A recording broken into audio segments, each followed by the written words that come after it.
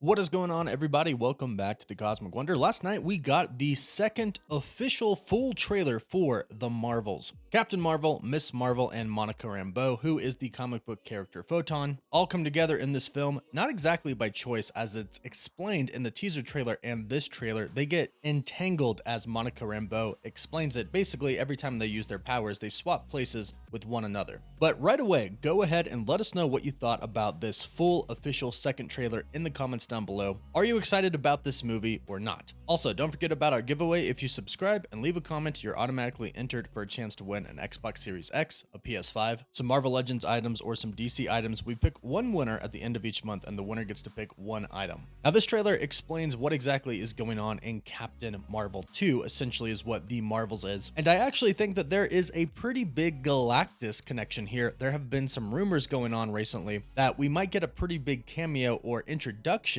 in the Marvels, and perhaps there could be mention of Galactus in this film. I'll explain the connections in this video and how it could link to Galactus. There's also a lot of really cool things that break down that we see happening in this trailer, and we mentioned this in the teaser trailer. This official trailer also starts off with the song Intergalactic by the Beastie Boys, which the first line of the song is, "Well now, don't you tell me to smile." And this is actually really clever, and it's kind of an inside joke because when Captain Marvel, the first trailer, came out, everybody was saying, well, Brie Larson, Carol Danvers, Captain Marvel, she's not smiling. She needs to smile more to be more likable. It was this big thing, so now they're kind of poking back at that with the first lyrics being, "Well now, don't you tell me to smile." But of course, also at the same time, the song is called Intergalactic, and this is very much an intergalactic film. In fact, some of the first words of this trailer is Nick Fury saying, "Carol Danvers, prodigal child of the Milky Way." Now, the Milky Way is the galaxy that we all live in real life, so of course, that's the galaxy that they are in as well, basically calling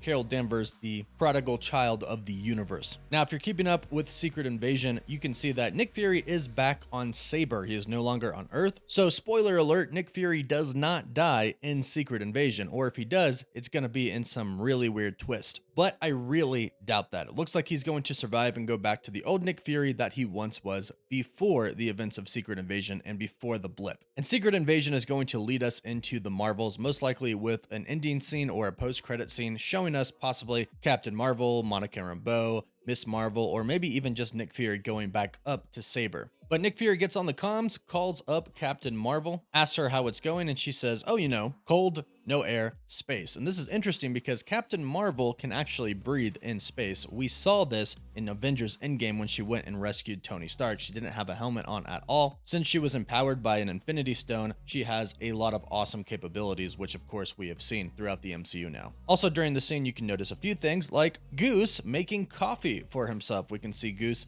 flip the switch. Now keep in mind, Goose is a Flurkin and not actually a cat. Well, kind of. He's an alien cat, but he's a very intelligent creature. You can also see that Carol Danvers is kind of keeping track of Monica Rambeau. We see a picture of her and we see a picture of her mother as well, who of course was her wingman and best friend on Earth. Now, if you recall in WandaVision, it didn't really seem like Monica really liked Carol Danvers or Captain Marvel. She kind of blames her for not being there for her mother because her mother did not get blipped away and died during the blip. So when Monica came back after being snapped, she found out that her mother Maria had died. So there's probably a little bit of animosity between Monica Rambeau and Carol Danvers. So the dynamic is going to be quite interesting for this movie because Monica is not going to really like Carol Danvers that much. And then we have Miss Marvel, who is a Captain Marvel super fan. And she's very young and she is a rookie superhero at this point in time. But then we dive straight into what this movie is really going to be about. We meet Dar Benn, who, fun fact, is actually Tom Hiddleston's wife. Tom Hiddleston, of course, plays Loki in the MCU, and now his wife is in the MCU as Dar Benn. And she is the new Kree leader at this point in time. And she calls Captain Marvel the Annihilator. And she says, "You took everything from me." And this seems to be because of Captain Marvel defeating the Supreme Intelligence. We found out in Avengers Endgame that Captain Marvel has been going all throughout the galaxy, basically helping people who needed to be helped and stopping people who were doing bad things. So Captain Marvel, of course, played a a huge part in taking down a large portion of the Kree. There is also a rumor that Dar Benn could possibly be the daughter of Ronan the Accuser. However, this is not confirmed yet and is looking kind of more like this isn't going to be the case. Although the hammer that she brings with her everywhere does seemingly look a lot like the one that Ronan the Accuser had, but this could simply just be a Kree/Accuser's weapon. In the comics, Dar Benn eventually goes on to become the Emperor of the Kree, which it seems like that is her role in this movie. She goes on to find a bangle, the twin bangle to Kamala Khan's bangle. If you recall from Miss Marvel, her ancestors did find the bangle that Kamala would eventually get on a blue arm, therefore making it a Kree. And they mentioned that it was supposed to be two bangles, however, they could not find the other, and it looks like Dar Benn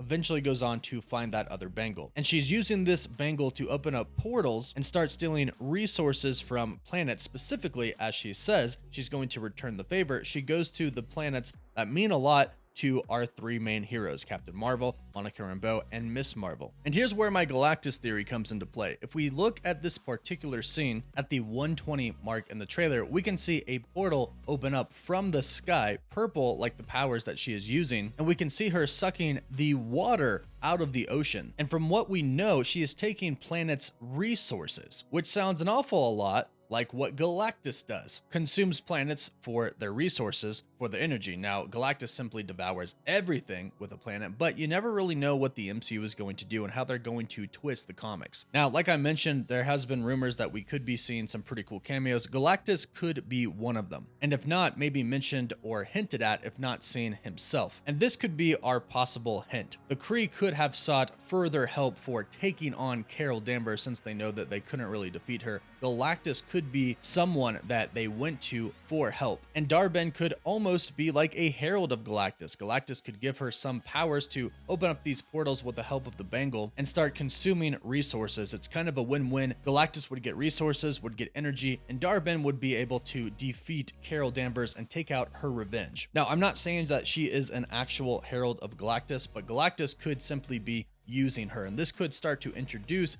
Galactus, or a devourer of worlds, in Captain Marvel. They could simply hint that there is a entity or a giant galactic being out there who feeds on energy, and perhaps they could hint that they were using that being to try and destroy Captain Marvel, try to destroy the worlds that she loves. Now, in the scene at 120 in the trailer, this is actually the home world of Prince Yan, played by Park Seo-joon. And the reason that she is attacking this planet is because Captain Marvel is actually the princess to this world. She actually married Prince Yan because she participated in a ceremony which she didn't really know what it was about, but it was actually a marriage ceremony where she got married to Prince Yan. This is going to be one plot point of this movie, and she's embarrassed about it and doesn't want to return because she's embarrassed that she got married not knowingly. However, the positive spin to it is that she gets along really well with Prince Yan and is kind of a diplomatic marriage at that time. So when she goes back, her and Prince Yan are actually really good with each other. And they actually show us a scene here in this trailer of her and Prince Yan dancing. It looks like he dips her. It is very quickly shown because they don't want to show you too much. But this might be the marriage ceremony that Carol Danvers didn't really know about, them two dancing, either after they were married or right before. And it's unclear on whether or not they're going to stay married after the events take place of the Marvels. But that seems to be why Dar Benn is attacking this planet, because that is technically Captain Marvel's home since she is married to the prince and is technically a princess of that planet. But we also do see that they go to Earth because, of course, Monica Rambeau and Miss Marvel are from Earth, but Carol Danvers is actually from Earth as well before the Kree kind of abducted her after she got her powers from the Infinity Stone. We can also see that the Statue of Liberty is now repaired. It's completely repaired after the events of Spider-Man No Way Home. So this shows us that this definitely takes place a little bit after Spider-Man Far From Home, if not a lot after. And the main plot of this movie is going to be Monica Rambeau, Carol Danvers, and Kamala Khan trying to fight Dar Benn together in syncrecy, because every time they use their powers, they switch places with each other. Something that I'm assuming is probably going to be extremely annoying for them at first, which we've seen in both trailers, but then they use to their advantage for fighting. You have to imagine that if you're trying to fight three different people and they are all switching places, using different powers against you at all points, that's pretty hard to fight. However, for the three women, it would be pretty hard to master that as well. But ultimately, that is is what is going to happen in this film. The three of them are going to come together as a family, and they're going to take on Dar Benn and stop her from destroying many planets throughout the universe. We also see that Nick Fury has made up with Goose. Goose did take Nick Fury's eye in the first Captain Marvel movie. However, it looks like they have made up, and it also looks like Goose has been up to a lot, as he has many Flurkin babies, as we see in this trailer, which is essentially a pretty strong little mini army there, since we know what Flurkins can do, and we even see what they can do in this trailer as well, as Goose helps out Miss Marvel, devouring 2 people at the same time. So that's it for the Marvels trailer. Let us know what you thought about the trailer in the comments down below, and let us know what you think about our Galactus theory. Could there be a connection here? Could they hint at Galactus in this movie? What do you think? Let us know all of your thoughts in the comments down below. Don't forget to like the video and of course subscribe to stay up to date on the latest news, and leave a comment so you can enter our giveaway. You can find us on Patreon, you can check out our website and join our Discord server, and of course you can follow us on Instagram and Twitter as well. As always, thank you all so much for watching. Woof woof.